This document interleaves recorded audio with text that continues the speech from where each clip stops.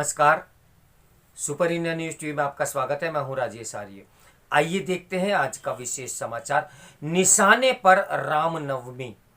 रामनवमी पर देश के कुछ हिस्सों में जिस तरह उपद्रव हुआ और शोभा यात्राओं को निशाना बनाया गया, उससे पिछले वर्ष की उन घटनाओं का स्मरण हो आया जब इसी पर्व के दौरान कई शहरों में बड़े पैमाने पर हिंसा हुई थी।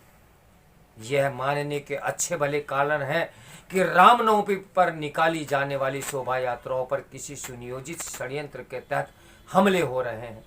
इसका प्रमाण महाराष्ट्र के छत्रपति संभाजी नगर, गुजरात के बड़ोदरा और पश्चिम बंगाल के हावड़ा में हुई हिंसा से मिलता है।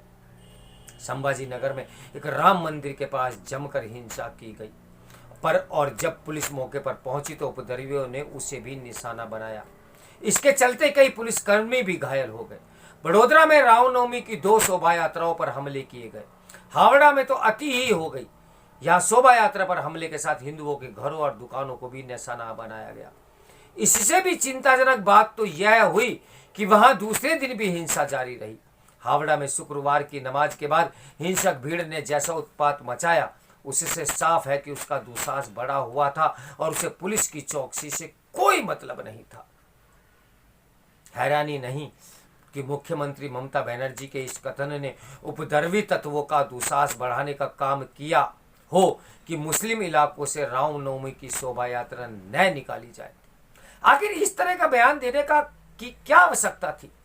क्या शोभा यात्राओं के लिए मुस्लिम इलाके निषेध है?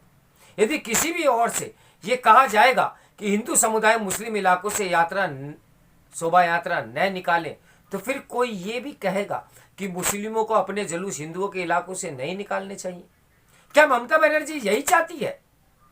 क्या मुस्लिम इलाके ऐसे विशेष स्थल हैं जहां अन्य किसी समुदाय के लोगों को नहीं जाना चाहिए? इस सवाल केवल ममता बनर्जी से नहीं, उनसे भी है जो गंगा जमुनी तहजीब की दुहाई दिया करते हैं। या तो ये तथाकथित तहजीब एक धोखा है या फिर उसमें मुस्लिम समुदाय के अतिरिक्त अन्य किसी के लिए कोई स्थान नहीं। इस तहजीब का बखान करने वालों को यह भी बताना होगा कि आखिर शोभा यात्राओं पर हमले क्यों होते हैं। जब हावड़ा में शोभा यात्रा पुलिस की ओर से तय किए गए मार्ग से निकल रही थी, तो फिर उस पर कोई आपत्ति कैसे जता सकता है? इससे भी बड़ा प्रश्न यह है कि कोई शोभा यात्रा पर हमले की जुर्रत कैसे कर सकता है। आमतौर पर ऐसी जुर्रत तभी की जाती है जब पुलिस का कोई खौफ नहीं रह जाता। शोभा यात्राओं पर होने वाले हमले केवल कानून व्यवस्था को ही चुनौती नहीं है, बल्कि देश के सामाजिक ताने बाने को भी ध्वस्त करने की कुचेष्टा है। और उनके लिए भी सबक है जो समुदाय सोया हुआ है।